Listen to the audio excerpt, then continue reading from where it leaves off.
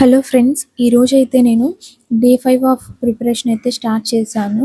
ముందుగా నేనైతే to do list prepare చేసుకున్నాను. ఆ టు డూ లిస్ట్ ప్రకారమే చదవడం అయితే స్టార్ట్ చేశాను. ఇండియన్ పాలిటీలోకి వచ్చేసరికి నేను 1857 సిపాయిల తిరుగుబాటు అయితే చదవడం స్టార్ట్ చేశాను. నేనైతే దానికి సంబంధించి కొన్ని అర్థం కావడానికి కొన్ని వీడియోస్ కూడా చూశాను. అందులో మొత్తం 5 టాపిక్స్ ఉన్నాయి.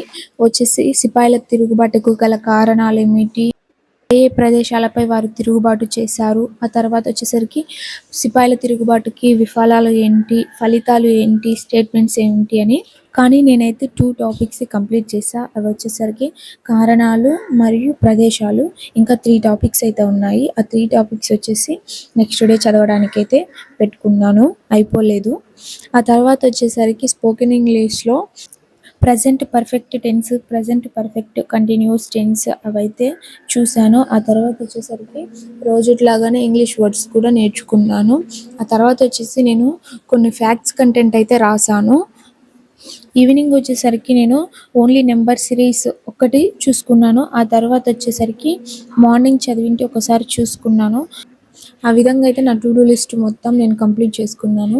ఫ్రెండ్స్, మనం చదివేటప్పుడు ఎన్నో డిస్ట్రాక్షన్స్ అనేటివి వస్తాయి. ఎవరి నుంచైనా కావచ్చు, మొబైల్ ద్వారా మనం డిస్ట్రాక్ట్ అయిపోవచ్చు, పక్కనుండే పీపుల్స్ ద్వారా డిస్ట్రాక్ట్ అయిపోవచ్చు. ఫ్రెండ్స్, అలా డిస్ట్రాక్ట్ అయిపోయి మనం చదవడం స్టాప్ చేస్తే మన టైమే వేస్ట్ అయిపోతుంది. మనమే బాధపడాలి మళ్ళీ, అరే చదివింటే బాగుండు, నా టైం అంతా వేస్ట్ చేసుకున్నా వేరే వాళ్ళ కోసం, లేదంటే అనవసరమైన వాటి కోసం వేస్ట్ చేసుకున్నా అని మనమే బాధపడాలి. కాబట్టి మనం ఒకసారి ఆలోచించి ఏం పట్టించుకోకుండా మనం చదువుకుంటూ పోతే మన టైం అనేది వేస్ట్ కాదు. ఫ్రెండ్స్, నిజానికి వాటి నుంచి మనం ఏం లాభం పొందము, వాటి నుంచి మనం ఏం నేర్చుకోలేము.